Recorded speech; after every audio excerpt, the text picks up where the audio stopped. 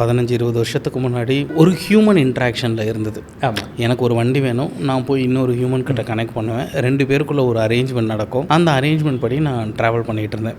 So அப்போ நம்ம என்ன பண்ணிகிட்டு இருந்தோம்னா, நம்ம எப்போயாவது ஒரு தடவை ஊருக்கு போவோம், அப்போ நம்ம கேப் தேவைப்படும். இல்லை வீட்டில் ஏதாவது விசேஷம் இருக்கும், கல்யாணம், ட்ரிப்பு போவோம், அந்த மாதிரி நம்ம கேப் தேவைப்பட்டுட்டு இருந்தது. இன்றைக்கி ஆஃப்டர் குளோபலைசேஷன், இண்டஸ்ட்ரியலைசேஷன் வளர்ந்ததுக்கப்புறம் நம்ம ட்ராவலும் மனிதனோட அடிப்படை தேவையில் ஒன்றாயிடுச்சு. ஸோ இன்றைக்கி ட்ராவல் பண்ணுறதுன்றது ரொம்ப ஃப்ரீக்வெண்ட். காலையில் நான் எந்திரிச்சதுலேருந்து தூங்குற வரைக்கும் we need to travel a lot. So technology உள்ளே வருது. எப்போ இந்த இன்டர்நெட் ரெவல்யூஷன் உள்ளே வந்ததோ அப்போ மக்களுக்கு கன்வீனியன்ஸ் தேவைப்பட்டது. அந்த கன்வீனியன்ஸை கொடுக்கறதுக்கு ஒரு அரேஞ்ச்மெண்ட் தான் இந்த ரைட் ஹெயிலிங் இண்டஸ்ட்ரி. பட் அது கன்வீனியன்ஸ் கூட சேர்ந்து நிறைய ரெஸ்ட்ரிக்ஷன்ஸை கொண்டு வந்தது. அண்ட் ரெஸ்ட்ரிக்ஷன்ஸை தாண்டி என்ன ஆயிடுச்சுன்னா, ஒரு மாதிரி இண்டஸ்ட்ரியவே டிக்டேட் பண்ணுற இடத்துக்கு அது நகர்ந்துருச்சு. ஸோ அதை பிரேக் பண்ணணும் அப்படின்றதுக்காக உருவாக்கப்பட்டது தான் டாக்ஸினா.